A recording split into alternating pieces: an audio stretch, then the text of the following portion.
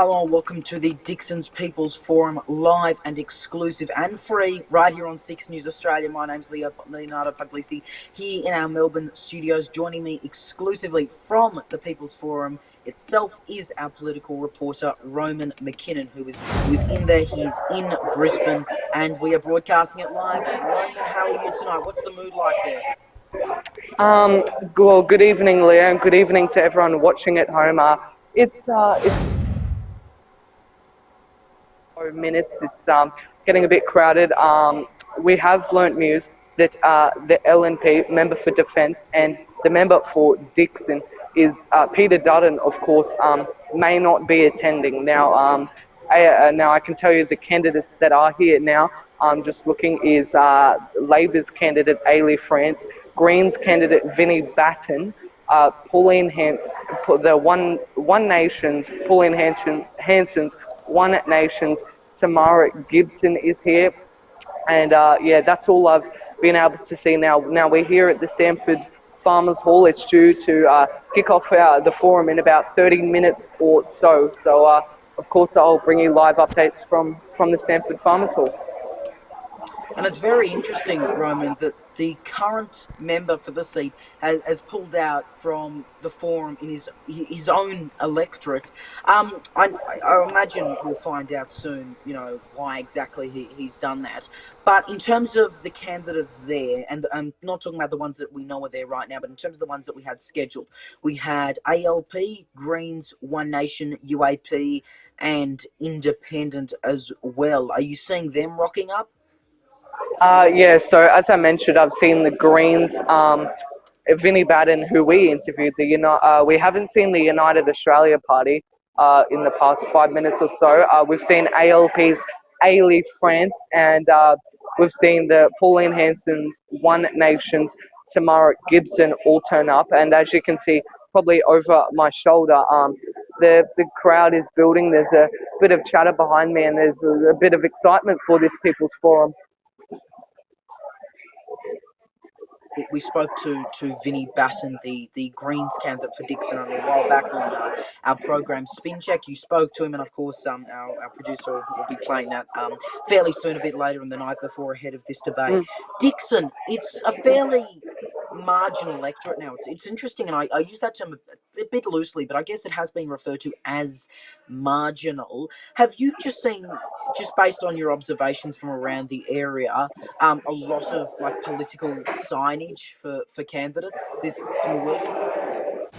Well, driving around today and really since the start of this election campaign, there's been a lot of ALP and LNP signs. There's, of course, Peter Dutton and Ailey France's signs. We've seen a few Tamara Gibson signs, and yeah, there's quite an atmosphere around Dixon. It's quite a large sheet.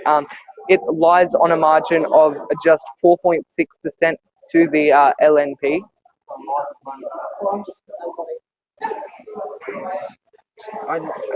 Am I right in saying that Ailey France, she ran at the last election in 2019, Roman?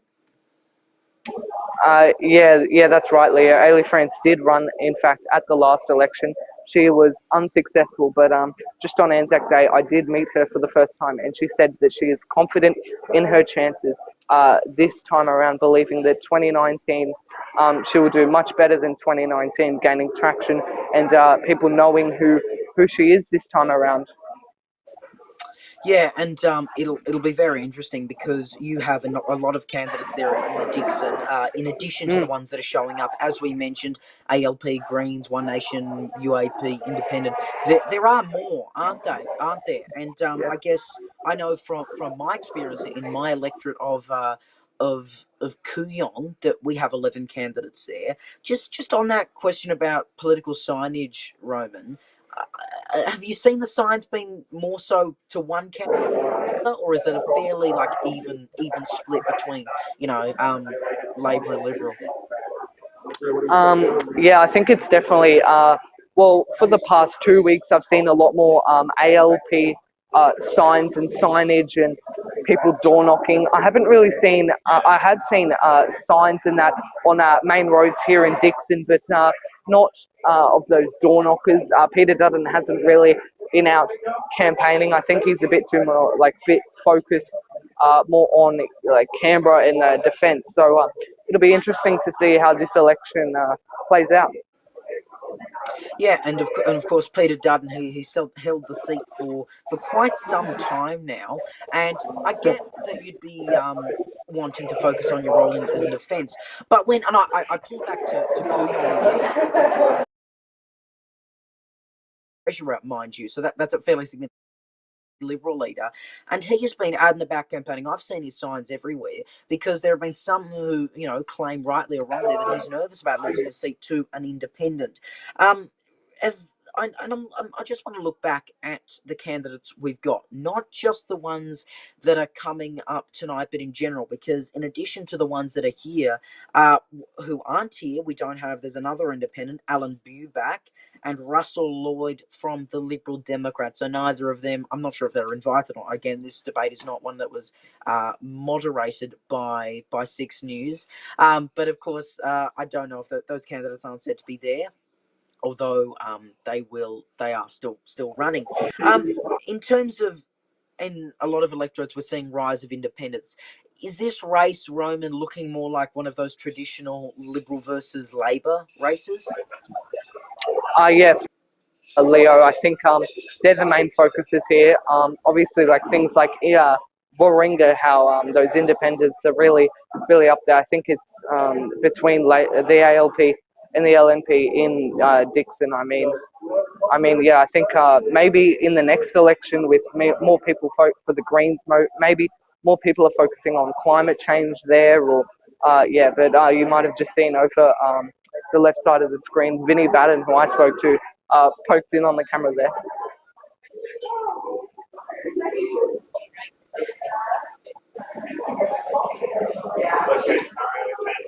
Yep, sorry, having you gotta love live productions there. But look, I just want to circle back to kind of the significance of a People's Forum, Roman, because this is one that is not being aired anywhere else bar Six News Live. That's a pretty nice exclusive for us, and congrats to, of course, you and our team for organising this, because it's a huge feat to actually see a proper live forum. It's not something you do see every day. Are we looking like that? Oh, sorry. Are we? I'm also going to be seeing a large crowd there. Is it fairly packed where you are? I can see some of it behind you, but just are you seeing many people continuing to walk in? Yeah, definitely in the last 10 to 15 minutes since we have been on the air, there has been a few people walking by. As you can see, just over there, you can see quite a few people gearing up, and it's due to start fairly soon. Just on your first point in that question, I don't think there is any other media here, so I don't think anyone else will be videoing it. I know I've seen two people that I think are journalists who have their computer there. So I think yeah, live and exclusive. It's very important. It can definitely Uh, not so much. Sorry. No, I was just going to say. I mean, yeah, live exclusive, and also we point out free. It's not We're not asking for people Mm. to pay for a Foxtel subscription to see this. Although we do point out to our friends over at Sky News, it was free on their website, that Morrison Albanese People's Forum. I guess with the people there, you said there's quite a few streaming in, but you mentioned there are no media.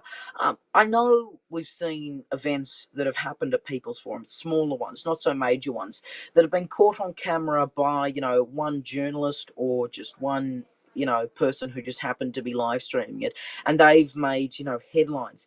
Do you think, and I know it's a bit early for a prediction here, but do you think there could be any moments from the candidates here? And I know Dutton's not speaking, he'd be the main headline, but are there any moments from the candidates here you think maybe, well, we could see making headlines in coming days? Is it possible there could be like a controversial statement in your view? Well, yeah, as you said, it is fairly hard to predict. Obviously, the main candidate, Peter Dutton, is not here. Of course, he is battling with Labor's Ailey France. I think that's if you could call it, main show. But look, I think it's hard to predict who will win. this forum, because it's, as I said, it's very hard to predict. And normally, as we saw with the People's Forum, with Morrison and Albanese facing off, it doesn't normally make or break an election win or loss, or anything like that. But it may be crucial, or it may be crucial if there is a mistake from one, it might be a big mess up. But as I said, not many media here. The seats behind me are starting to fill. I think from speaking, the candidates are almost here. I think almost every single candidate is here. But as you can see behind me, the seats are filling up. Yeah, and I think the candidates here, it's very interesting because I would say that we've spoken to in some capacity or reached out to almost all of them. And this involves you a lot. I think we reached out to Peter Dutton for an interview, and this is not just relating to him being the member for Dixon. We reached out to Peter Dutton. He was apparently busy. We've spoken to Ali France before, not in an interview though. Vinnie Basson, we spoke to him. You spoke to the UAP candidate as well. The One Nation candidate also, she replied to you, but she would not do the interview unless we sent her all questions in advance. That is not how we operate our interviews, so we weren't doing that. We mentioned Vinnie Basson there. I think let's now throw to the interview we did with him a couple of weeks ago, just to kind of understand what he's about. And by the way, before we're accused of, pro-Greens bias, we remind you this is the only interview with a Dixon candidate that has so far gone to air on 6 News. Let's take a look at what Vinnie Basson told Roman McKinnon on Spin Check just a few weeks ago.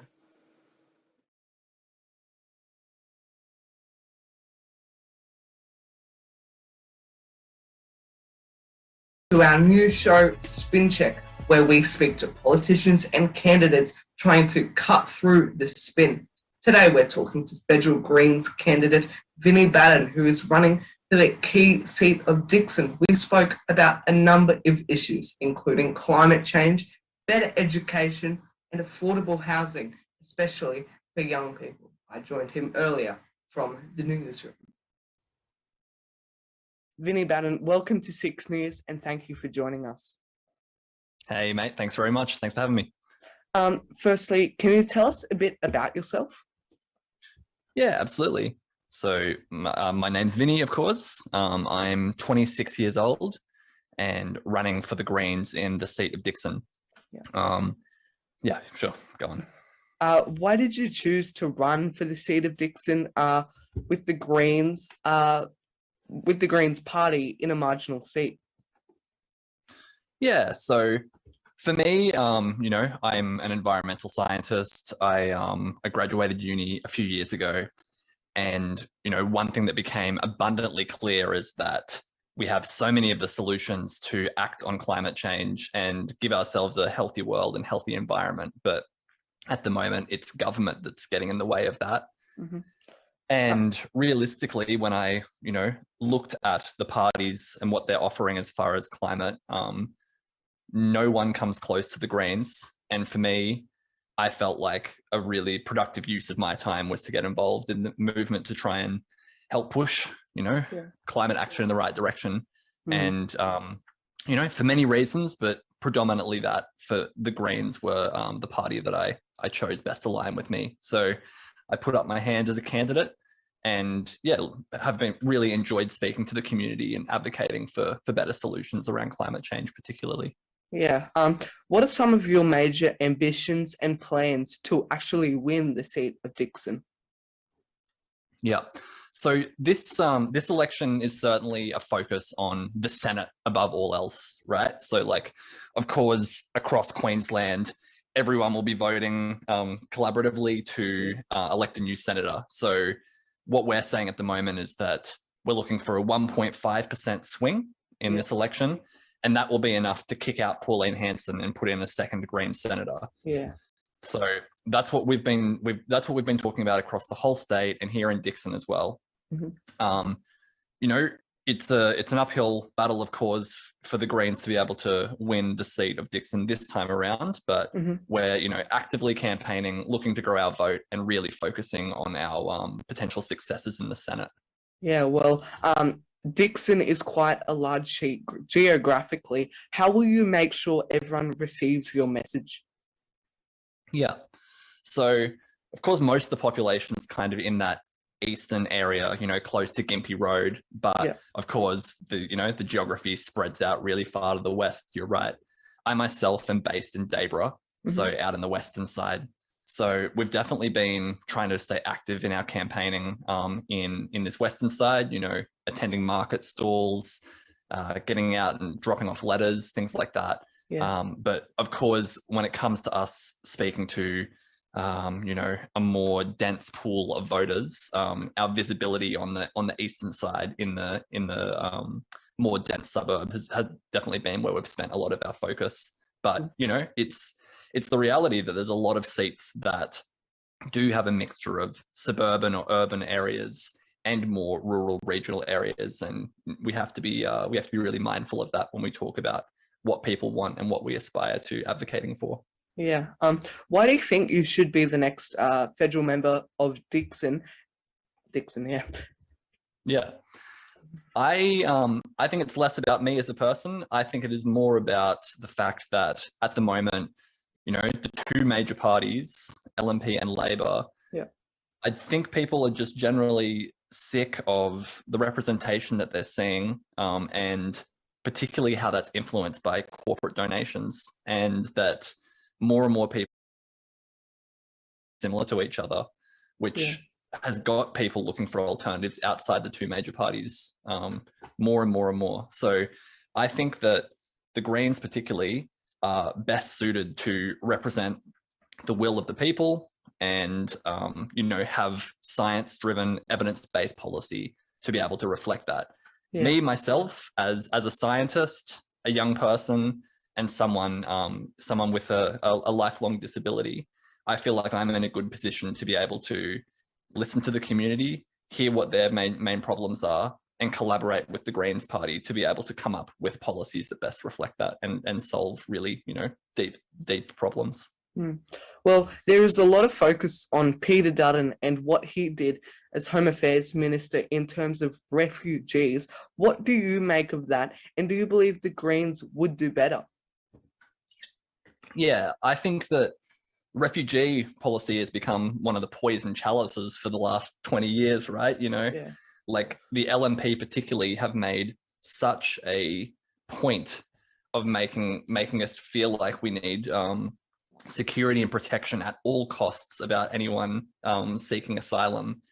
And the reality is, it is a breach of human rights, many of the policies that we have towards refugees, asylum seekers. And unfortunately, Labor's adopted very similar policies across the board, I think out of fear that the scare campaigns around refugees coming here are something that they have to pivot to not lose votes. But, we're very strong about the fact that we need compassionate grounds.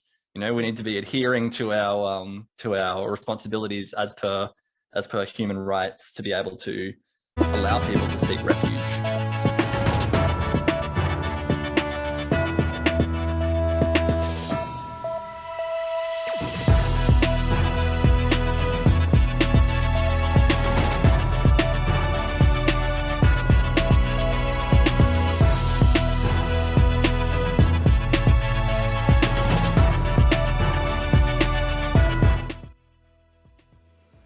Welcome back to 6 News Live and exclusive. You're watching the Dixon People's Forum.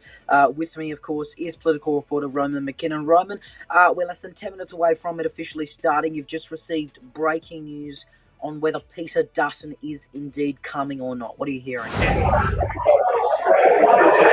Well, hello, Leo. I'm not sure if you can hear me well, but word is that Peter Dutton will not... Okay, awesome. Because Peter Dutton will not be here tonight. This is major because there's a few undecided voters in this room, and this might be crucial to win over some votes. As you did mention, it is 10 minutes away, so obviously a big developing story. All of the candidates are here, but of course Peter Dutton. It's quite odd that the member will not be here, and I think we are about to get underway, Leo. we can hear you okay, by the way. But look, if the audio gets too bad, you can just let me ramble for a bit, and I'm sure our producer will allow that to happen. But look, yeah, as we mentioned at the start of the bulletin, when we heard reports that he was not coming, as we mentioned then, I mean, again, quite unusual that he would not be coming to what might be the only People's Forum in Dixon, might I just add, that he's not coming to that. And while he is busy, it is an election campaign, so bit of an odd move there. Can we just have you gotten confirmation, or have you seen the other candidates? So ALP, Greens, UAP, One Nation, and Independent. Yeah, I have been able to see all of the candidates. Just when that Vinnie Batten interview it was airing, a few have come up to me and recognised our work here at Six News. So it's quite pretty cool that they saw the Independent came up to us saying, "Well done on the Scott Morrison interview." So yeah, it'll definitely be interesting. I'm not sure if you can see behind me there. They are getting ready to gear up for this big People's Forum. So yeah, I think we should get ready, Leo. Yeah, and I love how people are also standing nice and close to the reporter too. Once we're trying to speak here, isn't that nice? In all seriousness, though, that is quite extraordinary that we're actually seeing people recognize us for our work, and it's a huge prop to everyone here at Six News, including of course yourself, who did the Scott Morrison interview alongside me, and of course we'll be working on something with Anthony Albanese pretty soon, but we'll have to see announcements about that a little later. Look, I guess we talked about this at the start of the bulletin, but I know you mentioned we have Ali France with a bit of a profile there, Vinnie Batten you've already spoken to, and you spoke to the UAP candidate today, and we've also tried to speak to the One Nation candidate too. Are either of them, have you seen like signage or major support for like either of them, UAP or One Nation? Leo, definitely the One Nation signage has ramped up in the past week. I think it's becoming more and more explicit that they're sort of out and about. People know who they are, because if there's no signage, people don't really know who they are. And a few signs have been out. I saw a few cars when driving around Dixon this morning. A few cars. I saw Ali France. A-frame banners. I saw Peter Dutton's ones, and I also saw Tamara Gibson's ones. But yeah, it may be a strong fight. I just want to confirm there in terms of, and I look at the sitting member here, in terms of the Dutton signage. Is most of that like on people's houses, or is that like billboards that Dutton's team have actually put up himself and paid for? Yeah, well, to be actually honest, they're a bit all over the shop. Really, they're here, there, they're everywhere. Some are on houses, some are on the back of the fences that lead to the main road. They're kind of everywhere. Some are on. There's one near like a river. It's like literally on the back of a fence. Oh, sorry, I should say the front of a fence. So obviously people are seeing it, and hopefully he can. Well, for him, hopefully he can pick up those votes. Yeah, I'm sure he'd like to hear that. But of course, it's as we already spoke about. It's looking like that. Unlike a few seats in the country, for example, my own electorate of Kooyong set to be a Liberal independent race. It's looking like it'll be a Liberal Labor race here, one of those kind of traditional ones, if you know what I mean. There. Is the and sorry, let me rephrase myself here. In terms of the other candidates who are not there, who might be the really unknown ones. So that there is an independent who's not there. There is one independent who's there. Alan Buback is an independent. He is not there tonight. Also, Lloyd Russell, Liberal Democrats, also not believed to be there tonight. Have you seen any signage at all for them? No, to be fairly honest, no, I haven't seen any for those independents. I know, yeah, really none. It's only been, I haven't really seen the Greens ones, but I have seen them being advertised. I haven't seen them in person though, but they're basically focused on better education, climate change, health, and they have a bunch of signs on Gympie Road. If you are familiar with Dickson or Gympie Road, they're campaigning during on the weekend on Saturdays there. So they basically have their policies outlined on A-frame. So it might be a bit easier for voters to understand. Yeah, and of course we spoke to the Greens candidate Vinnie Basson for an interview on Spin Yeah. Check earlier this month. That is available on our YouTube channel right now. You can search 6 News AU to find it. Subscribe right now. Click all notifications. We actually showed a bit of it earlier. We're about 3 minutes away from the Dixon's forum starting right here on 6 News. We do, of course, mention this is live, exclusive, and free for you to watch. You can also join the conversation by using that hashtag 6NewsAU in the comments, or live tweet your thoughts using that hashtag 6NewsAU. Also want to make it clear that after this interview, also after the People's Forum is wrapped up and the live is over, this will be available to watch in full via catch up. So of course you can make sure that you tell people to subscribe to us. Of course, independent, unbiased. We're not going to be live commentating on this interview. We're going to let the candidates speak. We would have let Dutton speak if he showed up, but he's not showing up, and so we will let these candidates speak. What we understand is they will have about 5 minutes at the start to introduce themselves, give a quick opening monologue. Then we will start to hear the questions from the people, from the voters, and hopefully, Roman, from yourself. Is there anything you're going to try to ask these candidates? Because you have to remember, all these questions have to go to all of the candidates. On my laptop reading Twitter. I think my questions maybe on policies is I think a lot of the audience behind me's questions will be on management, economic management policies. Aged care will be the big one, I think. So yeah, as you can see behind me in that blue dress, Ailey France is. Oops, sorry, wrong way. Ailey France is getting ready to go. You can see all those candidates there. So I think we might get a better spot, Leah.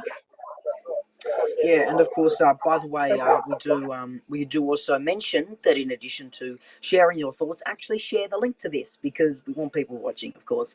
1 minute away, we are expecting. So, Roman, you can of course feel free to either direct to our producer or just cut in there if you understand when it's starting. We do, of course, just want to remind viewers in between, we are the people with the broadcast rights. We are not the moderators. We did not organise this. We did not reach out to the candidates. That is completely up to the people hosting this. We are simply the ones broadcasting it. So don't take your anger out on us if you don't like the questions. We also remind you that these are voters. We are not a bunch of journalists. We actually don't think there are any other cameras actually there, which is very interesting. But yeah, looking like it is about to start. We are just waiting for confirmation on that, but definitely going to be an exciting night here in the seat of Dixon in Queensland, currently held by LNP MP Peter Dutton. In attendance tonight, we're getting Ailey France, ALP, Vinnie Basson, Queensland Greens, Tamara Gibson, One Nation, Alina Ward from the UAP, also Thor Prohaska. I'm butchering that probably. He is an independent, currently not in attendance. The sitting member Peter Dutton, Alan Buback, another independent, and Lloyd Russell from the Liberal Democrats. I'm just waiting for confirmation about whether it will start or not. But again, we just want to make sure you use that hashtag 6NewsAU, and of course you can live tweet your thoughts using that same hashtag. This is, of course, exclusively broadcast on 6 News. You are not going to see it anywhere else, and we know the incredible, impact these people's forums might have. So, of course, stay tuned for that. Look, we're just waiting for confirmation. We still have to wait to start. Don't you love this? And we also want to thank our political reporter, Roman McKinnon. He is there, and he will, try to, ask questions. But of course, we want to make sure that they are all answered. By the way, we just want to make it very clear that in addition to Peter Dutton, we reached out to the One Nation candidate Tamara Gibson for an interview earlier. She actually said that she wanted all the questions in advance, the specific questions, not the topics. That is actually not how we operate. So we, chose not to go ahead with that interview. In terms of the UAP candidate, well, we've attempted to, Roman did speak with her earlier, and that interview will be up soon as part of a special.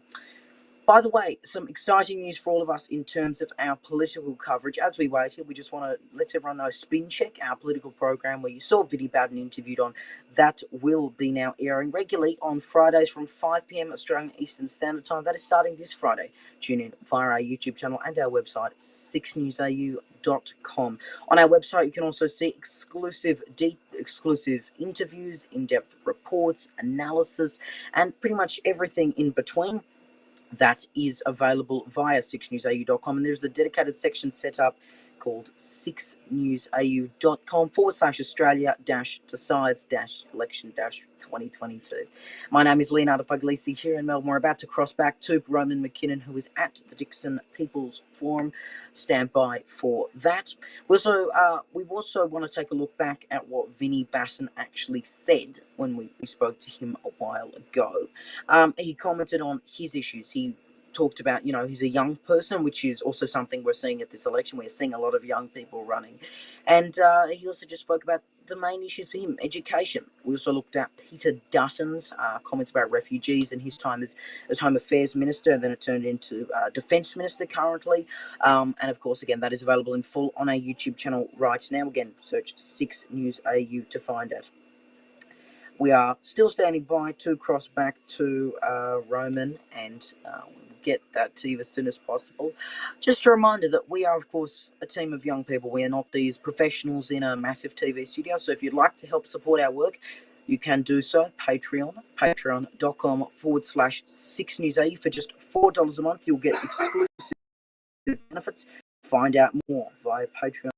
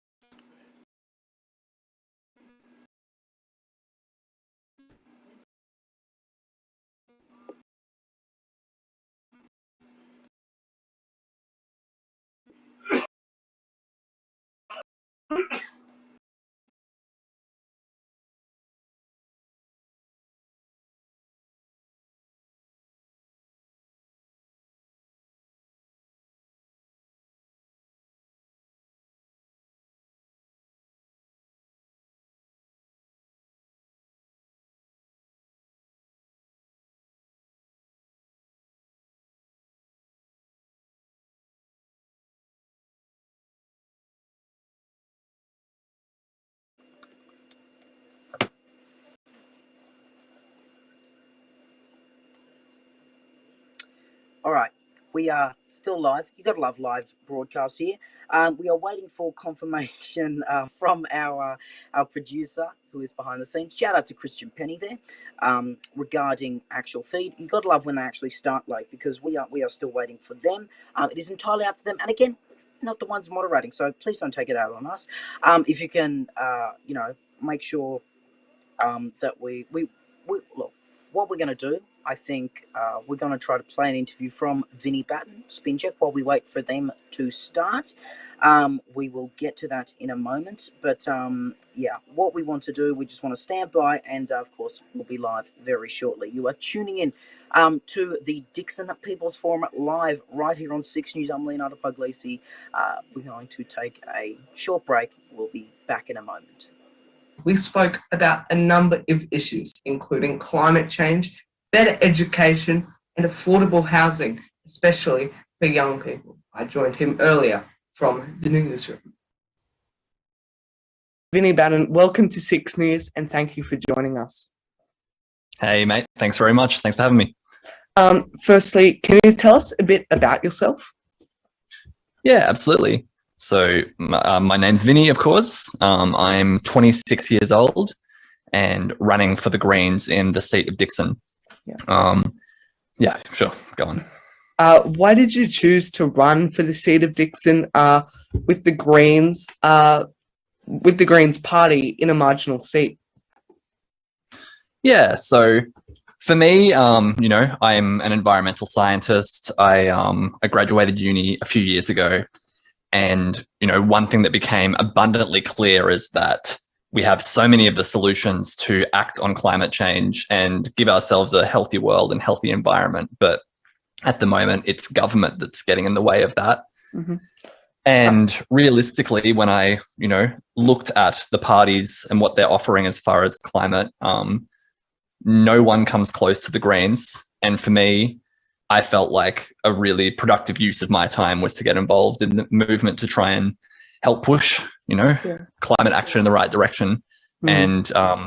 And, for many reasons, but predominantly that for the Greens were the party that I chose best aligned with me. So I put up my hand as a candidate and have been really enjoyed speaking to the community and advocating for better solutions around climate change, particularly. Yeah. What are some of your major ambitions and plans to actually win the seat of Dickson? Yeah. So this election is certainly a focus on the Senate above all else, right? So of course, across Queensland, everyone will be voting collaboratively to elect a new senator. So what we're saying at the moment is that we're looking for a 1.5% swing in this election, and that will be enough to kick out Pauline Hanson and put in a second Green senator. Yeah. So that's what we've been talking about across the whole state and here in Dixon as well. Mm-hmm. It's an uphill battle, of course, for the Greens to be able to win the seat of Dixon this time around, but we're actively campaigning, looking to grow our vote and really focusing on our potential successes in the Senate. Yeah, well, Dixon is quite a large seat geographically. How will you make sure everyone receives your message? Yeah, so of course most of the population's kind of in that eastern area, close to Gympie Road, but of course the geography spreads out really far to the west. You're right. I myself am based in Dayborough, so out in the western side.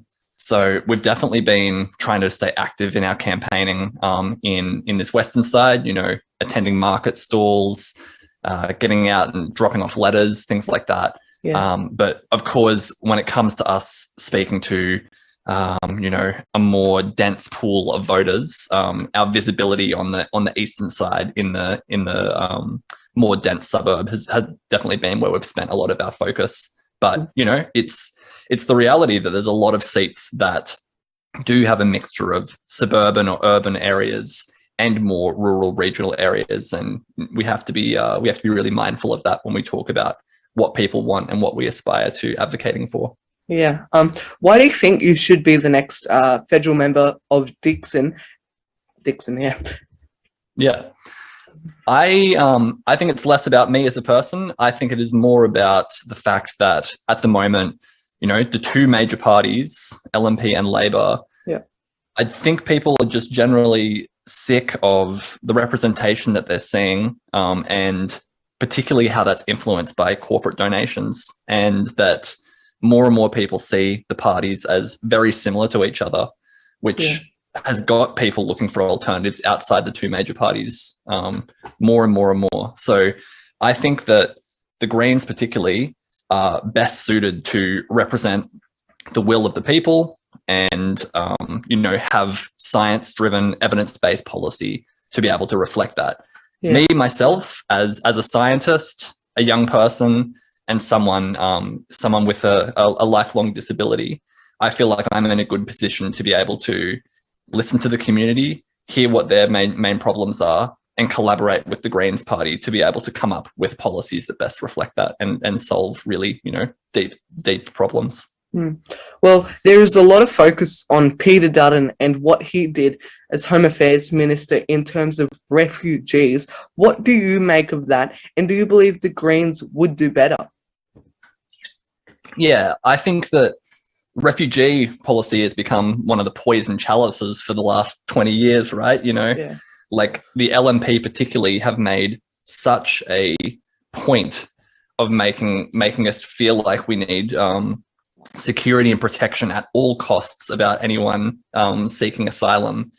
And the reality is, it is a breach of human rights, many of the policies that we have towards refugees, asylum seekers. And unfortunately, Labor's adopted very similar policies across the board, I think, out of fear that the scare campaigns around refugees coming here are something that they have. First came to Brisbane in 93 with... We're going to go live now to the Dickson People's Forum exclusively right here on 6 News. Let's tune in. Finished high school, I went to University of Queensland, studied biotechnology, and I was at the time Army, the Royal Australian Army Medical Corps, for accredited medicine company right there. In a meeting, you might recall the Premier had a sponsorship that drove biotech jobs out of Queensland, followed one down in Victoria. For 6 months, civil regulations pushed that job offshore, so I pulled up the Export Control Training College down there in Victoria, see if I could do what my dad did. Within the year, I basically had to apologise to him and say it's a full job, had to do it for 30 years. But fortunately, I was able to contact my alma mater up here at University of Queensland and asked them if I could get credit for any of my former subjects.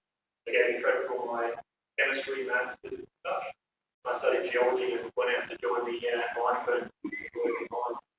So I've looked at just about every aspect that a geologist can do, environmental, precious metals, base metals, energy resources, rare earth metals, mineral sand, construction materials, So in recent times I've moved to project management down that front.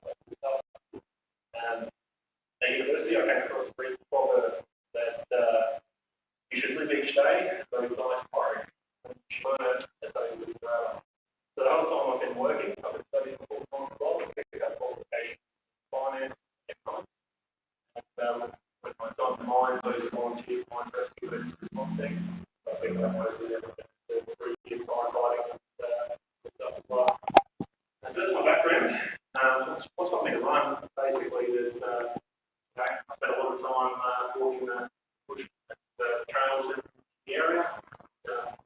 All of the people I meet, my neighbours and so forth, the people that live in Albany Creek and do the same trails, we're all getting quite disappointed with both of the major parties. And I felt that left me a good choice to sit back and hope somebody else runs. Here we go, myself, have a crack and give everyone the benefit of my broad experience and knowledge. That said, my platform is one of prosperity, education, security. Prosperity, obviously, we have the cost of living, rent, inflation, wage rises, that inflation. Basically, growing the Australian economy to just give everyone a fair go and decent wage. When it comes to education, it's not about the number or how much we fund education. It's about how we go about funding the education. Triple down model of funding, where a lot of the money, actually about half all of the money goes into the education department. Basically, the things of the bureaucracy and not actually going there. I go into a lot of detail on all these policies on my website, but obviously we've got a limited time in the format here tonight. And security, that national defence is obviously a big talking point at the moment. Since the end of the Cold War, we've averaged less than 2% GDP in our defence spending. And in order to have a effective defence force, we're really about 5% of GDP. 5%. So obviously, if we're going to catch up, given how long we've been mission, I think we need to reach probably 6 to 8 GDP spending for the next few years while we rebuild their defence industry. And set that down 5% a year for 1 year, something like that. Happy to take a lot of questions. And, look forward.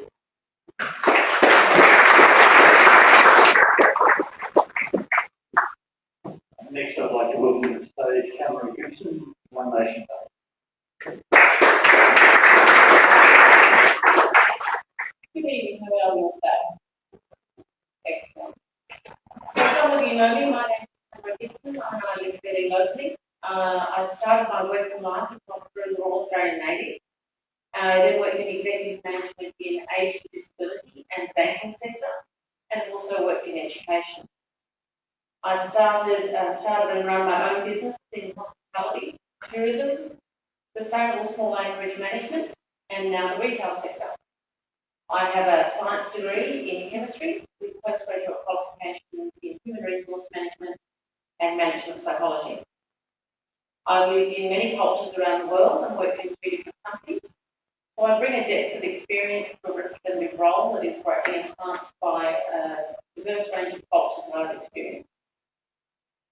As I said, I currently live in Stanford, where I've lived in since 2006, and we've raised a family here. I'm normally part of community choir, as well as community yoga, and compete locally in equestrian events as well. But all of those things, frankly enough, have been put on hold at the moment. Our community of Dixon is really diverse. We have different segments of our electorate that all have different and very compelling concerns. We have young adults and older Australians who are desperate to find rental accommodation, and those that are in rental accommodation are often fearful that when their lease is up, they will not be able to renew it because they're frightened that the rates will go up. We have people that have lost their jobs or businesses due to government mandate. One constituent that has contacted me is in his 70s. He had a very successful limousine company. He has now lost everything, including his home, and is in the process of bankruptcy. And he's not an isolated statistic. We have nurses, paramedics, ancillary health workers, and teachers removed from systems that are in crisis and in need of staff. Many teachers are telling me that they are not going to go back to the state system because of the way they and their students are being treated.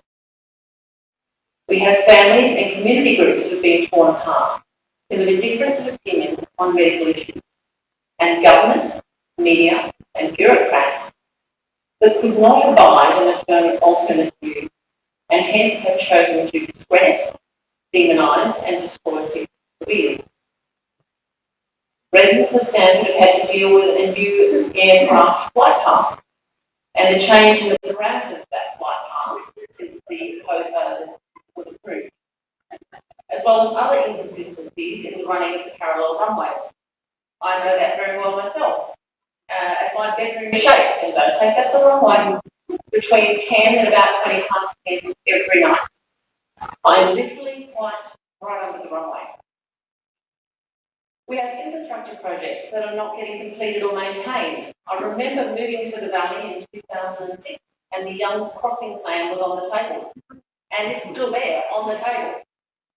We have North Pine Dam that was identified as being structural repair in the 2012-2013 report. The dam was designed for water storage and flood mitigation, yet at this moment it cannot store more than 68% capacity. The plan for fixing it is believed to maybe be tabled in 2025, 12 years after the reporting on the issue. We have road quality issues and road surface issues. I've been to community road user meetings, the Queensland Motorcycle Council, who are very active, and listened to the work they are trying to do in liaising with main roads and trying to get some action on the issue of dangerous roads and road surface. Yes, roads are a state issue, but 75% of that funding comes from the federal government. If it's not up to standard, where is that funding going? We have the NBN rollout that commenced 11 years ago, yet we have local constituents not yet able to be connected. Once again, personal experience, I was only able to be connected in March this year. We have rising inflation, allegedly 5.1%, but as a retailer, I can tell you my wholesale price rises are between 9 and 29%, and as a shopper, my grocery bill is closer to 15% on increase. We have supply chain issues, building materials, sheet metal, car parts, yes, even equestrian supply. We have geopolitical situation in our region that is far from stable. Yet we have defence force capabilities that have been eroded since the 1980s. The best form of defence is a viable deterrent, and we have to question our deterrent at this point in time. People are telling me they want practical solutions for normal, everyday problems. Issues such as bringing back affordable, reliable baseline power, the right to earn a living, bringing back industry and manufacturing, and I've run out of time, but I've got some more, so if you've got questions, ask me later. Thank you for your time.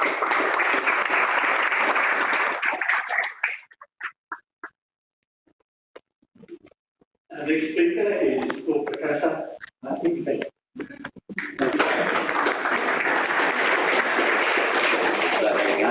Thank you, Dutton. It has been anglicised. It used to be Prochaska. But in 1908, my grandfather changed it to Prohaska. Hope the clock hasn't started, probably has. Good evening, ladies and gentlemen. Nice to be back here for a third time. I'm standing again as an independent candidate for this electorate because Dixon needs a representative in Parliament that is committed to representing what the informed majority in the electorate wants. I was born and raised in North Queensland, lived in Victoria, New South Wales and South Australia.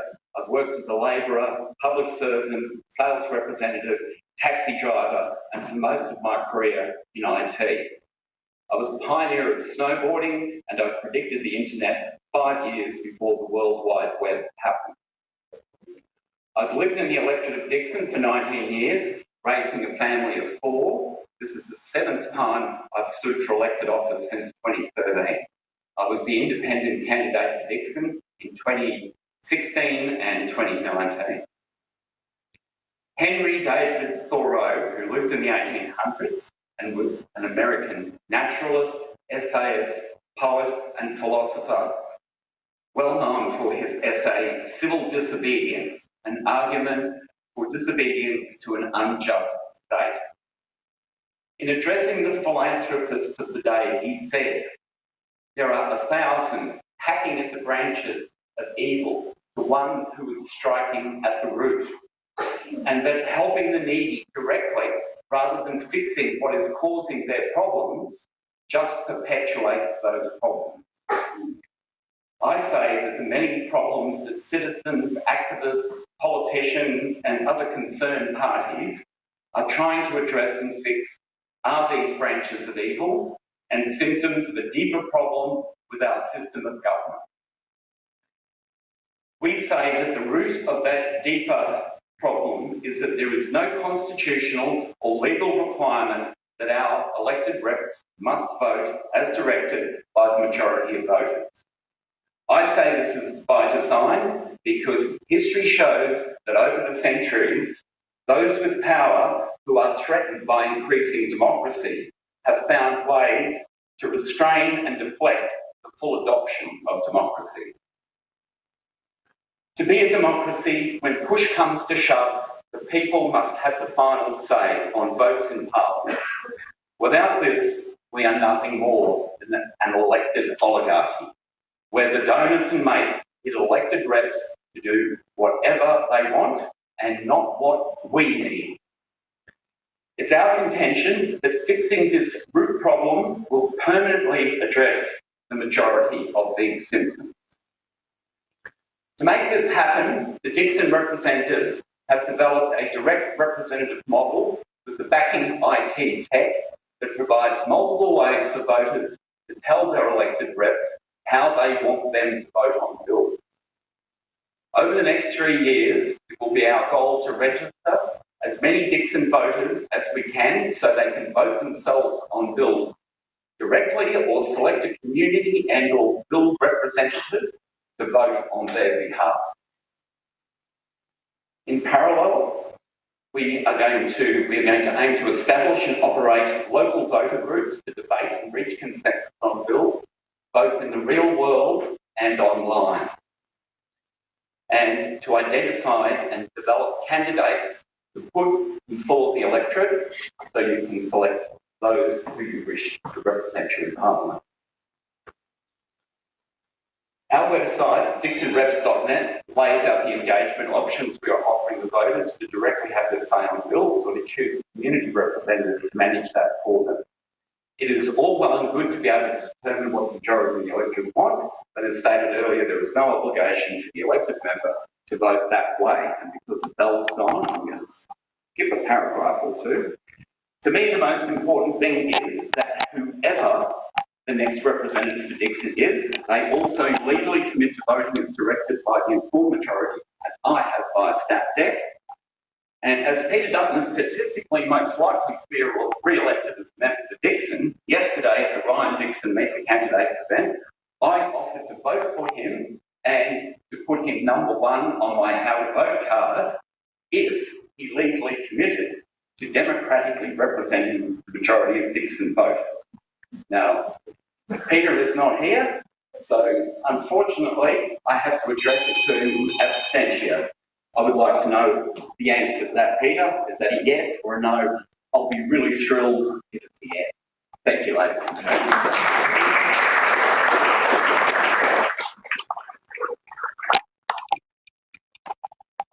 Thank you. Our last speaker is Vinnie Batten, representing the Greens.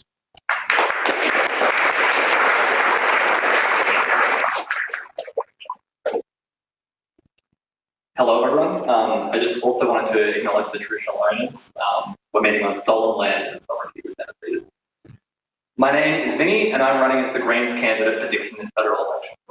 I'm a 26-year-old environmental scientist renting in Dayborough and working from home operating my small audio-visual conferencing business that connects people all across the globe. I grew up in rural New South Wales near Lismore and was born with a congenital disability resulting in a shorter left leg requiring multiple childhood surgeries.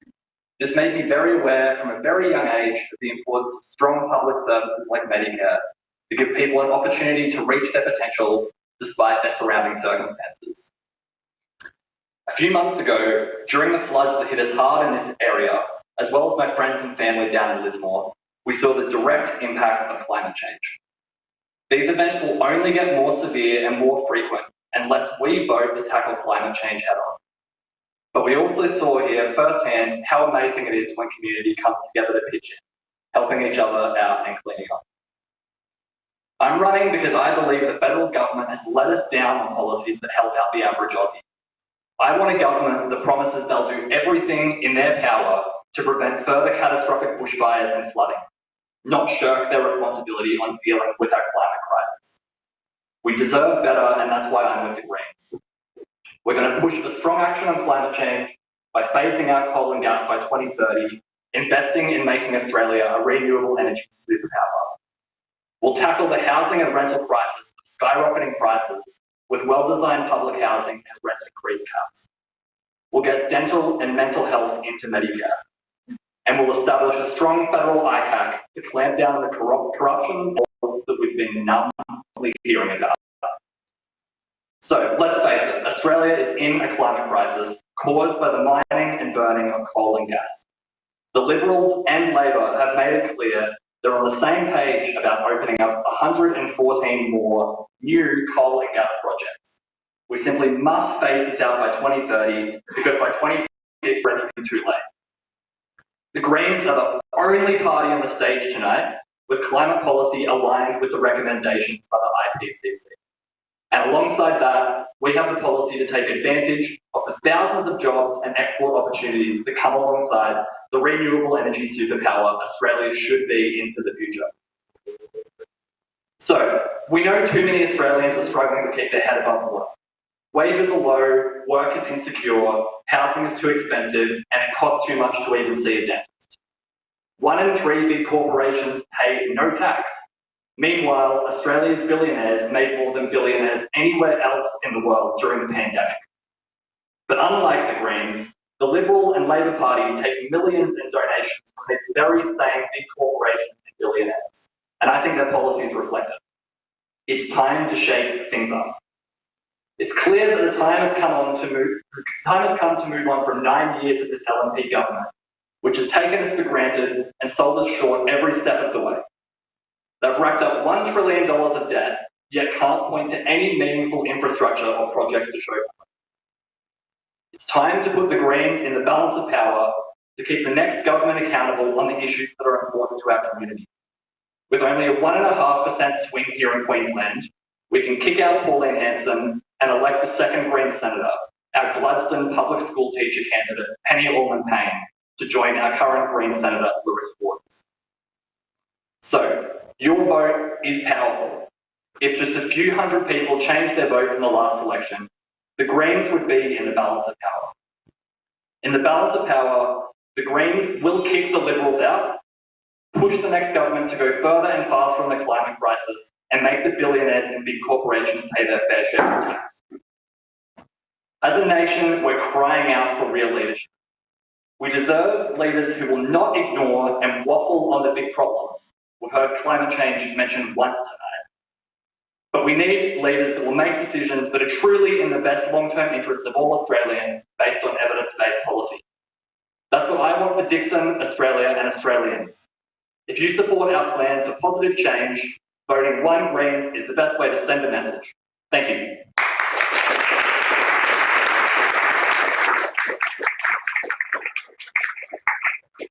Thank you very much to all the candidates. I'll start off with the first question. The NBN. I don't know whether anyone, whether everyone is aware that large numbers of people in this valley simply can't get the NBN. What is anyone going to do with it? Can we start with the is that not wrong? Yes, you can use that one.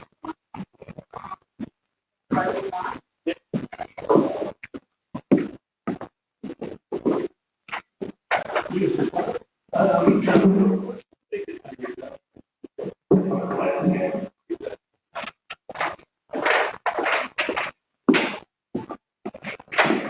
Okay, sorry. Regarding the NBN, I think that this government has certainly let down people in this community, but people in communities right across Australia in terms of the NBN and the rollout of the NBN. As you would all be aware, Labor had a plan for fibre, and then the LNP changed that plan. They said it would cost $29 billion, and now we're closing in on, 10 years later, we're closing in on about $60 billion in cost. In terms of what Labor is going to do, we have a plan to upgrade the NBN right across Australia. It will take time, but we have a plan to upgrade it. We know that we need to go back and fix it. And I can tell you this, I've heard from many different people in this community about the troubles they've had with the NBN and Wi-Fi connection, in particular local businesses. Actually, I was sitting in my local hairdresser at Aurora Hills the other day, and they were complaining about the fact that their EFTPOS machine just drops out constantly all the time. So it's not just in the valley, it's also in the Hills district, in which the NBN is just not acceptable. I can guarantee you, if I do get elected in this seat, I will make it my mission to improve telecommunications across the valley. I think it's incredibly important for small businesses in this area, but also people that work at home, and also kids that do their homework and require a fast Wi-Fi speed.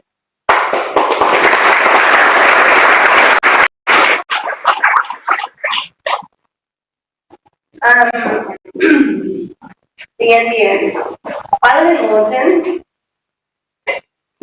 which is closer to the city. I think great NBN too, but it's honestly crap. I actually don't think, with the population growth and the speed that they're moving, that it can cater to everybody's NBN. It's actually a bit of a joke. I actually don't even know what to say to it. It's crap.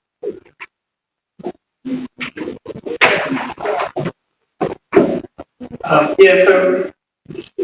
pretty sure it was in 2013 that the NBN bill was signed, wasn't it? Telstra bid $9.7 billion, and then the signed for 20 That's right. But what I've noticed is that when something just throw money at it, get it to sorry. Just throw money at it, try and get it to work. I think that's the best solution. But honestly, for the NBN, what I would suggest is the best thing to do. I don't know if you've heard of Starlink, but that is a satellite-based internet that Elon Musk has been doing over in the States, right? So if you look at an area the size of Canada, right, where he's now providing his Starlink service, and it's about 100 satellites, and it costs him about $15 million to launch them, and they're only about $300,000 each. So less than $15.5 million for a satellite. You can park that over any area that can't get good coverage with the NBN, right? And then instead of having the billions of dollars to lay out fibre cable, you've got a satellite sitting over that rural community that good internet right, just said to me that we could save about 95% of the costs and have a better service. So I think there's something that's not working.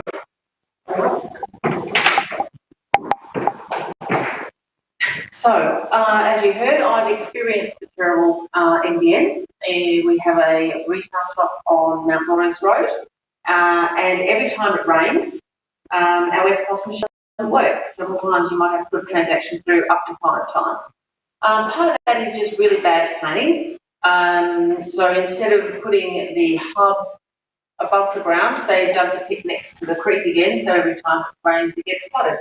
So there are basic, simple concepts of planning that could be reviewed. I do believe that Australia is a wide brown land, and there are times when we need to look at alternate solutions. So for areas of Australia that are very remote, or particularly not necessarily remote, but have long distances between homes, then a satellite option can be a really good option.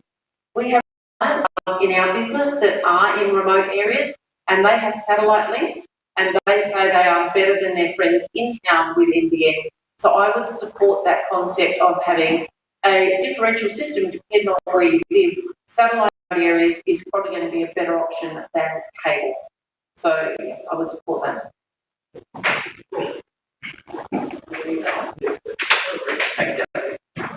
Well, I'm getting a feeling of deja vu here, because this is exactly the topic that came up 3 years ago. Now, I would have thought that, Peter being the person of influence in the government that he is, that he would have been able to improve that in the last 3 years. Have you petitioned him directly? Has anybody here been involved in seeking Peter's assistance with this? No? Sorry? It has. And what sort of response came back? There was 2,000 properties which just recently backed off that NBN. That went to Senate, which was backed by the Right, okay. And was there any resolution? Any action? There was 2,000 properties. Sorry. Fibre backs. Yeah. Okay. Which Peter, by the way, didn't come. Okay. Right. Not that he's here to defend himself. So I'm glad to see that you're taking direct community action, get it going, because that's what democracy is. So I hope that if I'm back here in this time, I'm hearing much more positive stories about how the NBN is going for you guys. Thank you.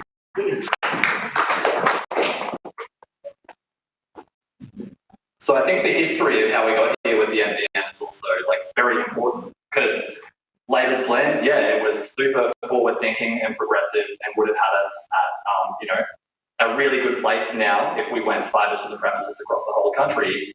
But there's just out that Tony Abbott, for the benefit of Rupert Murdoch, completely know NBN looks like today to as seeing streaming services as a competitor to Foxtel. And that's just another example of when huge corporations have a grip over decision makers in our government, we get worse outcomes and don't even save money for it. It's just abhorrent and appalling. So we have a state now that we have unreliable internet connectivity 25 kilometres from the CBD, and we're still using infrastructure, copper wire, that was installed before the internet was even conceptualised and invented. So to me, I think it's a real missed opportunity cost that we don't have fibre going to the home, because it supports speed upgrades into the future. It allows small businesses to be innovative in the way that they approach how to change the world. And we've had internet speeds that have now dropped to 61st in the world, and one of the most expensive at that, as a direct result of privatisation taking over the roots of the NBN code. And I think that speaks for itself in many senses. But I just want to hone back into the fact that I don't believe that saying that satellite and Starlink is an appropriate solution for many of the places that are closer to the CBD, like here in Stanford. I think that it bridges a gap, most definitely. And certainly we need good fixed wireless opportunities for really rural, remote areas. but that is not what Sanford is. We need to have strong internet connectivity, fibre to the premises installed in all homes in this sort of setting, and we'll be able to reap the benefits of the speed increases into the future to allow us to prosper in that sense. But I just want to hone in on the fact again that Labor's policy on this in 2013 was sound and proper, and the Liberals maliciously killed it essentially. So yeah.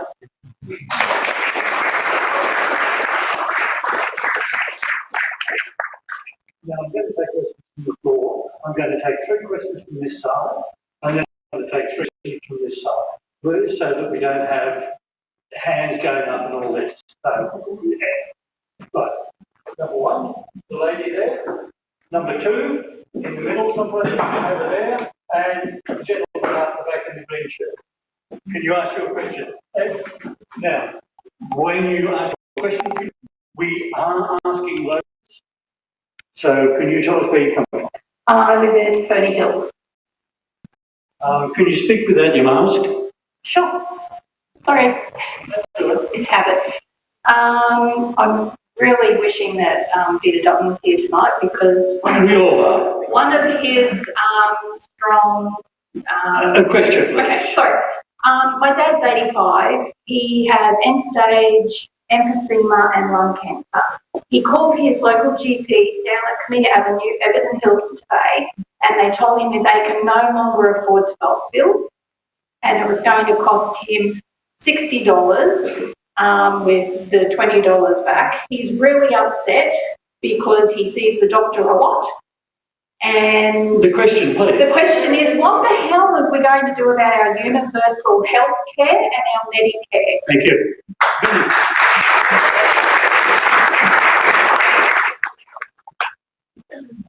Yeah, well, I think we're always a little bit nervous about the Liberals' approach on Medicare, essentially.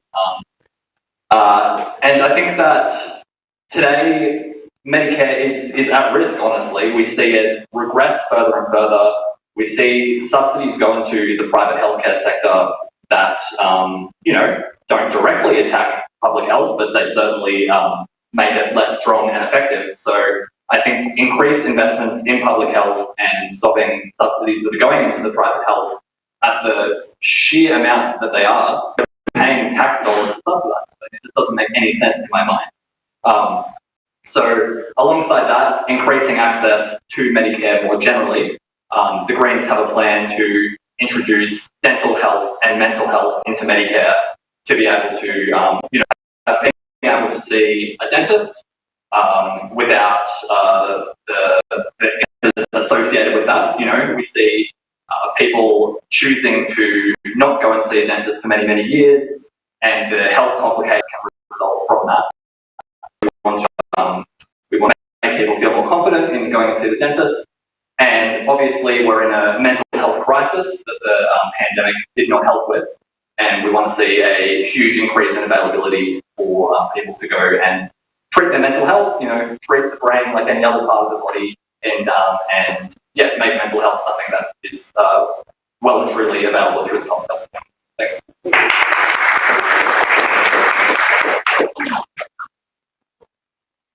What are we going to do about it? Very good question. Because there's very little we can do about it. Because we don't have any real power. Even if we come together and I've got a lot of really good ideas. I know a lot of people have got a lot of really good ideas, but they're. I am answering the question. Okay. What are we going to do about it? Well, if I was elected, what we would do about it is that we would get together, we would come to a consensus on what we want the government to do, and we would then get that tabled in Parliament. Thank you.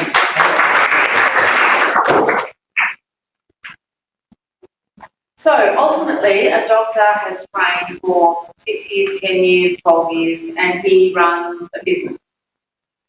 And so if that doctor chooses, and under a Medicare system, he has that right to choose, charge a gap payment or not. So they have that right to choose. There are around that don't charge that, and there are certainly clinics around that don't charge it, and I know it's not what you want to hear.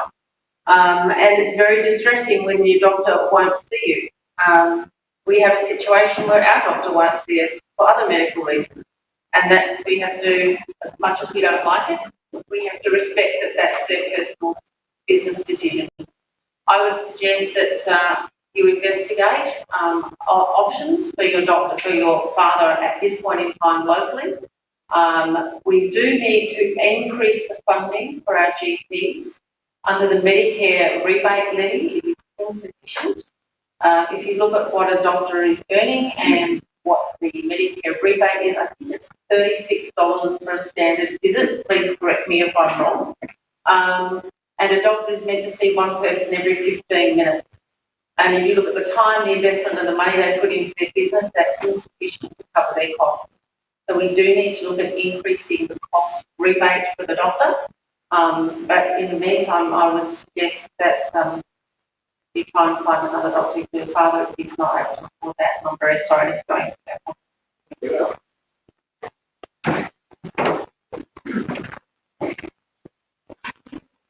Look, I think this is part of, yeah, I think that that's an example of like the one size fits nobody approach to government things. That obviously patients are quite different. Some do need extra attention. So I was reading Australian GPs, a periodical for general practitioners. Recently I was reading it. My mum's a GP, so just something that I can talk there about current events, you know. But the solution that the doctors have put forward is that bulk billing, that the doctors be able to essentially get extra funding through that system for patients that need the extra long consults and extra sort of thing. So I think that they're probably the ones that know best how to accommodate those patients. And I think I'd be willing to support that initiative.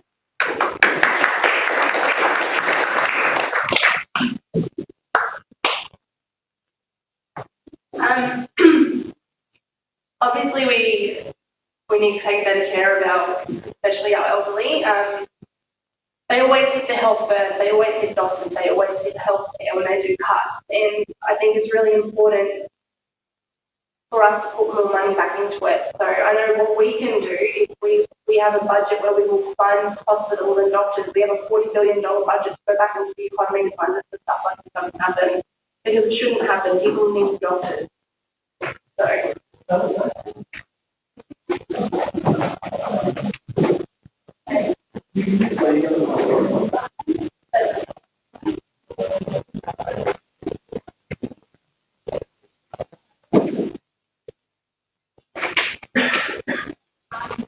Thank you for the question, and I'm sorry that your father's having to go through that. I think what we've seen over the last 10 years is healthcare costs going up and up and up, and it's one of the reasons I got involved in politics. I spent about 4 or 5 years in and out of hospital, and got very, very cranky about the cost of scans and tests and the cost of going to see a specialist and a GP. And I think what that does is lots of people, especially if you've got small children, the average cost of going to see a GP across Dixon is about $40 a visit. So if you've got kids who need to go to the doctor regularly, having bucks, lots of people can't afford that. So where they end up is the emergency department, and that puts pressure on our hospitals. Or they opt out and they don't go and see a GP because until their condition gets worse. We have made a commitment. This is a problem right across Australia. We have made a commitment to put more GPs. So in the regions, it's difficult just to get into a GP, even if you're paying. It's a massive problem in the regions and rural areas. We've made a commitment to put more GPs into regional and rural areas. We've also made a commitment to deliver 50 urgent care clinics right across the country, which will be bulk billed, which will take some of the pressure off our A&E departments. But ultimately, everything, it seems, has gone up, crept up in terms of our healthcare, and we need to get back to a more universal healthcare system.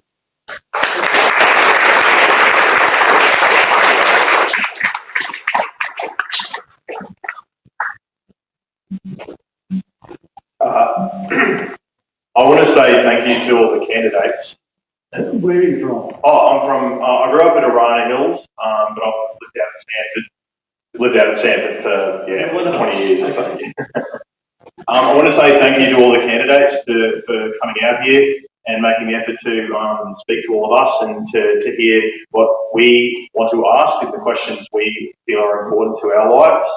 I was going to ask something broad like, Just ask a question. Oh, okay.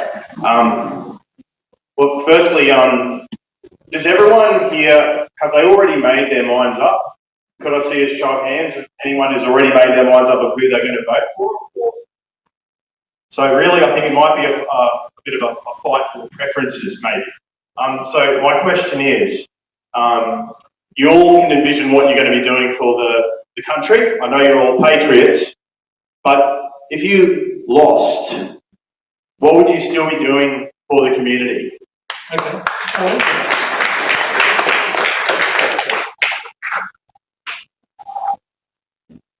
Well, most of I got involved, my pathway into politics was via disability activism, really, campaigning on behalf, talking about issues around the NDIS and disabled parking and lobbying politicians to make changes that I wanted to see for people with a disability. So I absolutely will be continuing to campaign and advocate for people with a disability. The reason I got involved in politics is I want to see a few different voices down there in Canberra. I think we don't have anyone with a disability in our House of Representatives. Every single policy issue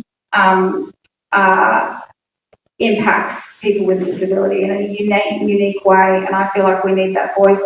But if I don't win the seat of Dixon, I hope I do, I will definitely continue to volunteer my time. I set up an organisation called Labour Enabled, which was the first of its, helped set up. There were many people involved. Labour Enabled, it was to get more people with a disability involved in politics, and I think that more people with a disability should be involved in all political parties.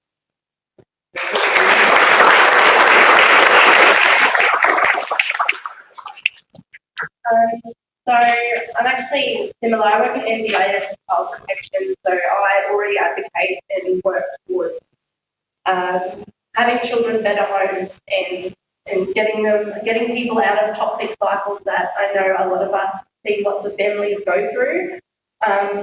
Part of the reason that we have so many toxic cycles in families is because of the cost and the pressure of living. Our economic pressures make it really hard for people to live every day. So I will continue to advocate for better lifestyle and more protection for our children and our vulnerable families. It's needed. We need to do that. The strong need to protect the vulnerable.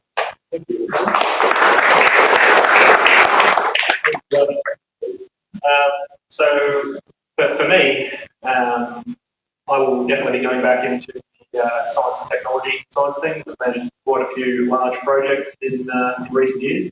So my ultimate goal is actually to get into space exploration. That in order to have a space exploration, as a serious industry in Australia, we first need to have aeronautical engineering, and we'll obviously need high-level physics and engineering and all the rest of it. Before you get to that, you need manufacturing and steel industry and all the rest of it, right? So it's really, getting into politics and going with that is to get the industries going in Australia again, so that in 3 years' time I can get out of politics and go back into space exploration.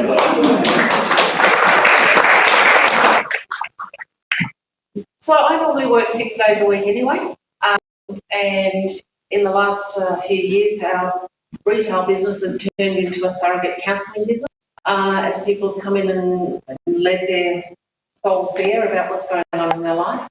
So I would be going back into my retail business, otherwise I would be divorced because my husband's having to do it at the moment and he's not real keen.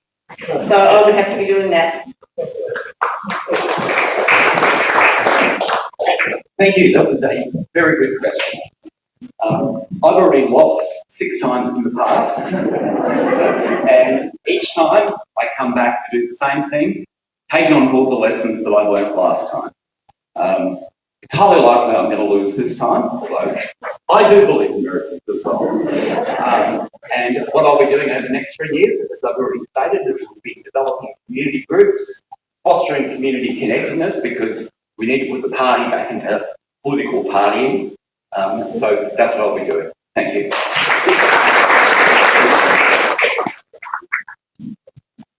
Well, I've already bought my negative gear property down in Canberra and got a whole new winter wardrobe, so losing's not really an option. No, just joking. No media center plan. So for me, I deliberately don't work full time so I can volunteer on what I best see fit at any time, and at the moment, that's what this is. This is my volunteer effort. So I'll continue doing the things that I care about and love, which is, promoting more better outcomes for disabled kids in society. I recently became a qualified table tennis coach and want to try and get more Aussie disabled kids into the Paralympics. And I'm really interested in food sovereignty as well. Getting more and more people being able to grow their own food and be self-sufficient in that regard. I'd definitely be interested in having a conversation more about the preferences, like you brought up, probably not relevant to this specific question, but I think it's a good one. And how we talk about, why someone would choose to vote a different way, number one on their ballot, even if they still want to kick Dutton out. Cheers.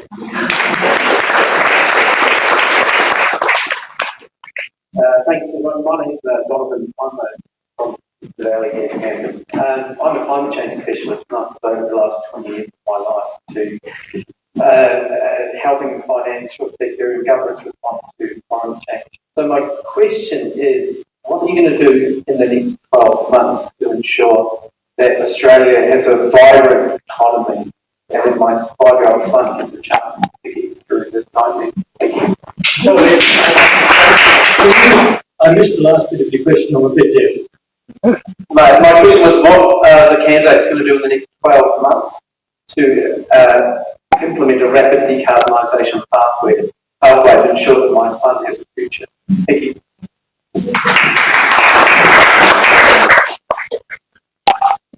Fellow environmental scientist, climate scientist, so yeah, very passionate on this topic. In the next 12 months, we plan to win the balance of power for Greens, and we want to kick the LNP government out and work productively with the Labor government for better outcomes, particularly on climate. So one of our non-negotiables when it comes to working in balance of power in the next government is putting an end to any new coal and gas. So as I said before, LNP and Labor at the moment are both on the same page about opening 114 new coal and gas sites. If we want to be serious about transitioning out by 2030 or shortly after, the idea of opening more coal and gas is like trying to put a fire out by pouring more petrol. Absolutely absurd. So we want to work productively with a non-LNP government with climate change action in Australia as our number one focus.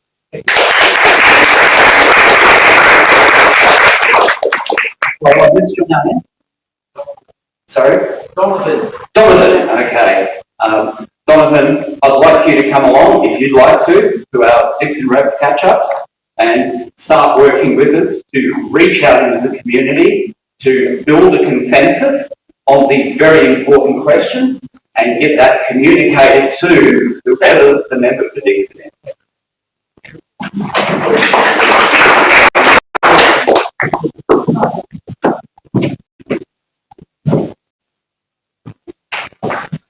Hi Donovan, well I want to make sure your 5-year-old, was it, son has a future. And if we truly believe in the future of this country, I don't believe that fits in solar, wind and hydro.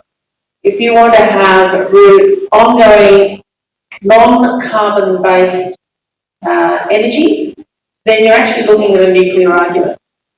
And if you're not wanting nuclear, me preference is, I prefer carbon, it's plant food. But I don't believe that we can run this country in the short term on solar, wind and hydro.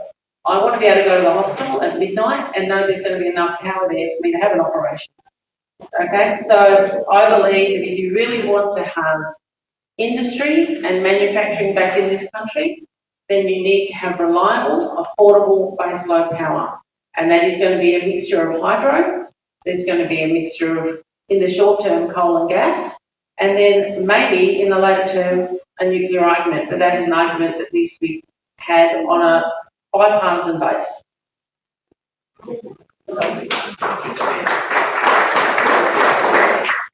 Thanks, Donovan. So I think to paraphrase Charles Darwin, it's not the fittest which survives, it's most adaptive to change, right? So if I could be brutally honest, nothing Australia does is really going to influence the world's climate. But if you look at our total emissions, right, it's only about 380 million tonnes of carbon, right? I say only. We compare that to China, right? In the last quarter, their emissions grew, not the total, this is what it grew by, it was 1.2 billion tonnes, right? So even if we were to shut down every farm, every mine, every truck, plane, train, boat, car, bus, etc., live in Stone Age squalor for the entire year, the amount of emissions that we would prevent would be exceeded by China's growth during the election period, right? So from that side of things, our policy really needs to be on adaptation, right? Because the rest of the world is going to determine, what happens with climate, right? For us, we need to have, drought and flood mitigation projects, right? Drought-proof the dams, get flood mitigation stuff, fix that North Mine Dam, for instance, so that it doesn't, drop its gate at like 65% or whatever it is. Stuff like that, like practical solutions, so that way, no matter what happens, we're protected and we're defended, right? That's the sensible option for us, I think. Thank you.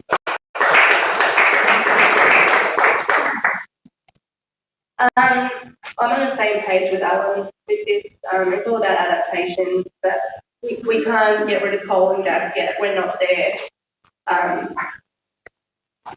But if we're talking about a cleaner, better environment, we talk a lot about taking stuff out of the air, but we never talk about landfill or deforestation. Like, that always seems to sit on the back burner. So, if you want a better life for your son and your children, teach them how to recycle. Teach them, put your hand up if you have compost bins and worm farms and you do all your own fertilising here. Yeah? How many children do that today? The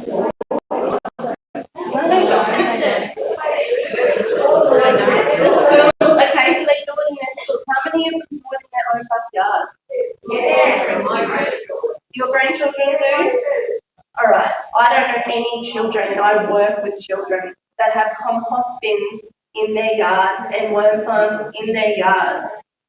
We have to teach our children to do better. We can't just have them yell to do better and not teach them what to do.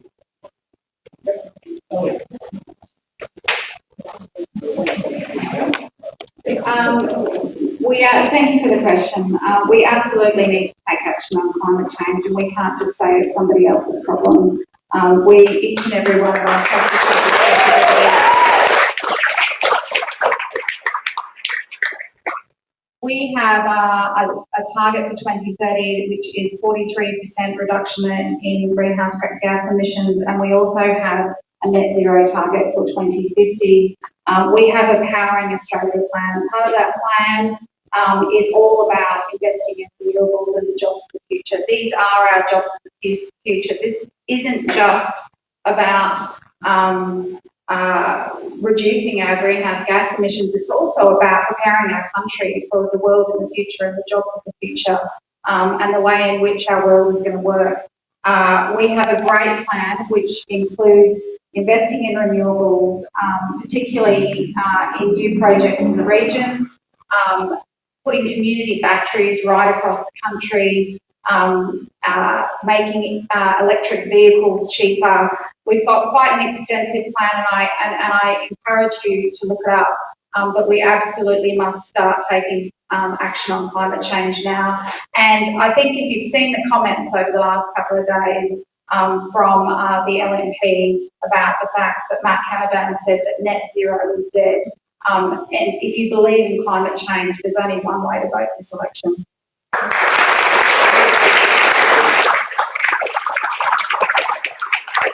Okay.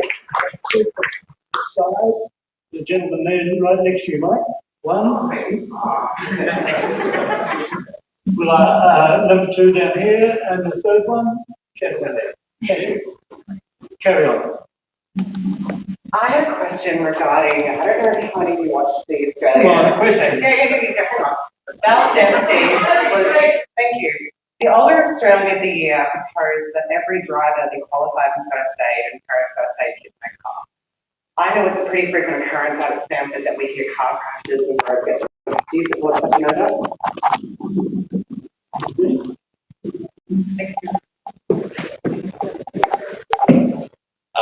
I haven't heard that one, to be honest, but it sounds sensible based on what I'm hearing there. But I honestly can't say too much more than that. It sounds sensible to me based on that. Sure, I don't understand something. I'm leaning yes on that one. I'd also like to know what the majority of the electorate think about it, and then we can tell Peter or whoever what we think.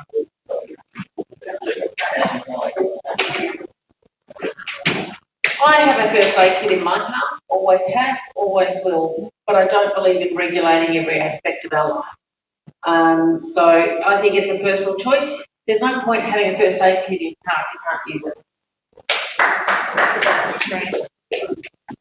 Yeah, so it's definitely a good, a good idea that, I think most schools do teach first aid to the students when they're in, and most people, most employers continue to train their staff throughout their work life.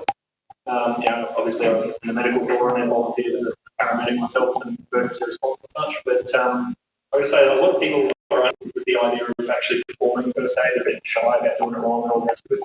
So I think mandating that someone carries it might be a bad idea, and the reason for that is that if you've got the means to do it and then you don't give aid, you're actually, then you might be prosecuted for negligence and such. So from that side of things, I'd be hesitant to mandate it. But I think it's a great idea, a great concept, and I would definitely encourage people to carry a first aid kit and undergo the first aid training in their own choice.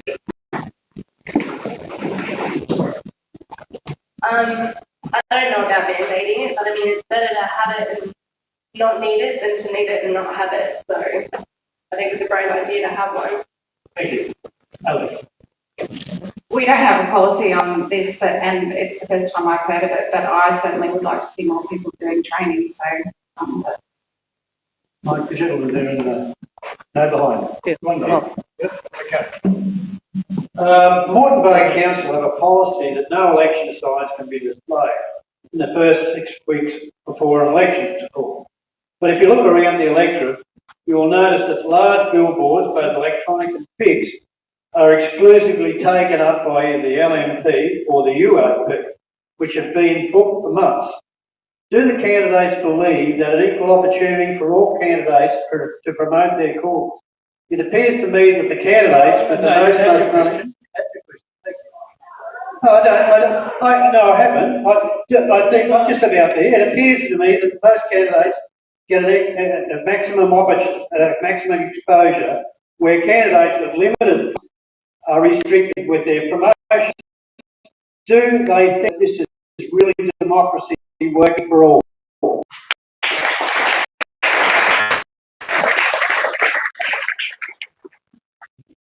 thank you, Jen. I actually do think it's been incredibly difficult for a lot of councillors in the Moreton region to get faces seen and known. It's true that billboards across the election have been booked out up to September by one particular person, and even if you had the money, you couldn't get a billboard if I. So I do, it's something to consider.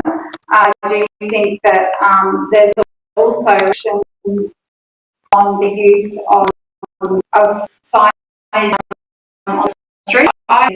Is unfair before the 6 weeks, as you can't get any billboard space. If you've got the means and money to put stuff up like 6 or 8 months, if that put up for 4 months, it will dominate the space.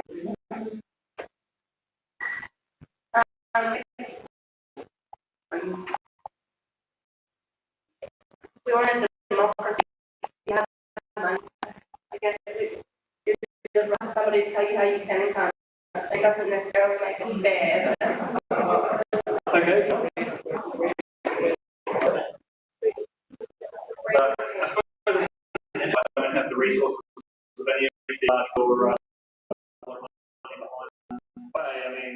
seeing a picture of a certain bald head make you want to vote for it? Like, is that sufficient to buy your vote? Like the question was fair. Fair, so I see. Here, you can mine based on what you hear, right? What you see.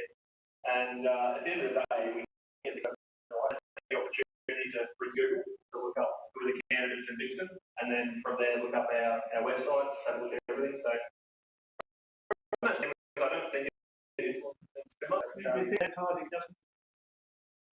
Not to know. I think that at the end of the day, yeah, we can be good voters. Think about our own minds and people. I think it works. 40% of people into that polling booth have decided to be there before. And so they get a vote card and they look down and go, I don't know any of those, I'll vote that one.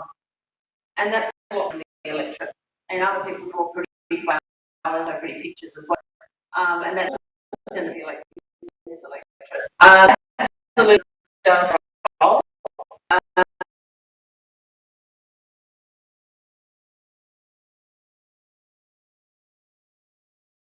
Any sign up, what size they, where they're placed, and when you can campaign. Those rules are necessarily policed the same. Can I say that? I'd be surprised to know that I can agree with Thoreau with regards to that. I would like to see it. In fact, let's go back to what the Athenians did. Just after a few that electing people actually gave them more power and created oligarchy. The Romans didn't change that, and several centuries later they became an oligarchy and a dictatorship, aka an empire. So we need to vote for people, we need to vote for bills and ideas.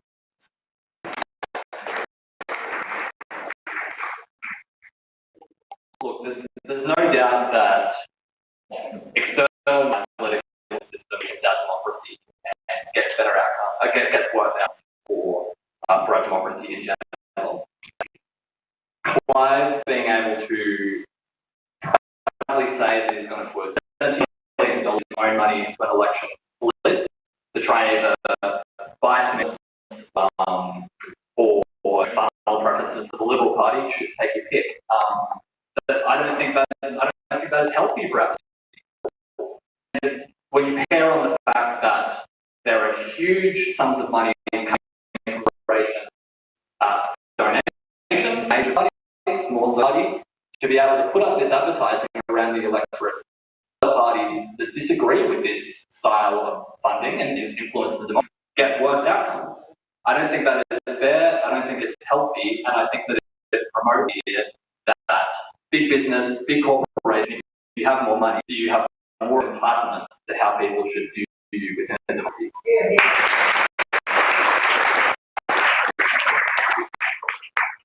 And see for caps on spending would be helpful.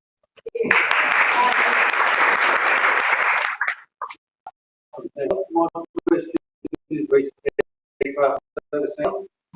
the body responsible for noise is the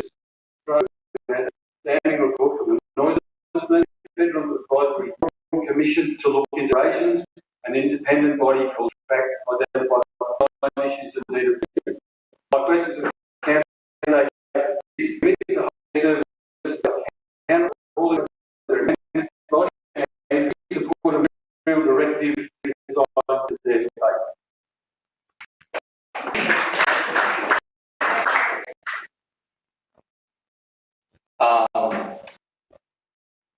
I'll answer in a round. So obviously, aircraft noise, huge issue across Brisbane, out to here. So we all know the factors and reasons as to why that happened. The reality is that redrawing the flight paths as the LA have to is good, but it does not address the root cause. At the moment, we have no curfew as to when flight and no hourly move out as the flying per hour. So any of the airport in the country and around the world have these in place, and the Greens have tabled Parliament to place a curfew between 10 p.m. and 6 a.m. and to have an hourly movement cap of 45 flights per hour. Any arguments going to heavily impact activity, I believe is not based on many experiences around the world of this being correctly. So to rehash that point, I think we need to conversate about restrictions to activity alongside redrawing flights, because just talking about redrawing flight paths is simply somewhere, and it's a constant football of who's dealing with it.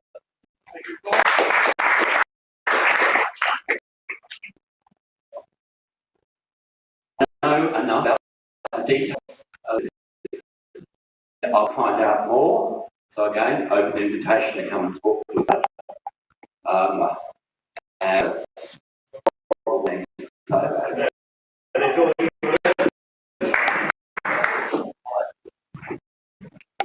As you, my bedroom shuts at about 10 o'clock every night, depends on when that goes over. So it was a good strategy to implement the review whilst the election campaign was on. So kudos, well done. So I did that review over in July, I'm not sure. But I definitely believe we need to relook at the flight paths, because the two ways to do it have different. Which time we need more the ocean rather than coming in over, and I would absolutely support a review of those flight paths, outcomes of that review, because it does need to change, because that noise is horrific.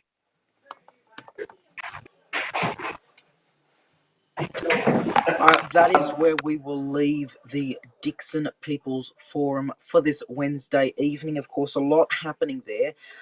We, of course, had the current member for Dixon, Peter Dutton, scheduled to speak as early as this afternoon, only about half an hour before it began. We were told that he wasn't going to show up, but we definitely did understand that he was scheduled to be there. Currently in attendance, we had the ALP candidate, the Greens candidate, the One Nation candidate, the UAP candidate, an independent, and also actually not on the schedule. We think we had Lloyd Russell from the Liberal Democrats. Sorry, Lloyd. We'll check after whether that was indeed him or another independent, Alan Buback. But of course, interesting times there. The moderator there, who by the way, of course, we're the broadcasters, not the organisers. The moderator there taking a no-nonsense approach to some of the questions there. Questions, please. He really wanted to get through that. We had an audience member, I guess you could say, go rogue and ask how many had already made up their minds of who to vote for. The majority of the people in the audience said yes, so suggested, that might be more of a preference thing. Fight for the second preference, which of course does come into play there. A lot of issues being touched on there, and some interesting reactions from the audience, but again, very interesting that we did not see Peter Dutton show up. That is where we will leave it. On behalf of Roman McKinnon and I, thank you very much for watching the Dixon People's Forum live, exclusive and free right here on 6 News Australia. Full coverage to come tomorrow, throughout the week, and of course Sunday at 8 p.m. Australian Standard Time, and on Spin Check Friday at 5 p.m. Australian Standard Time. I'm Leonardo Puglisi. Thanks for your company. Have a great night.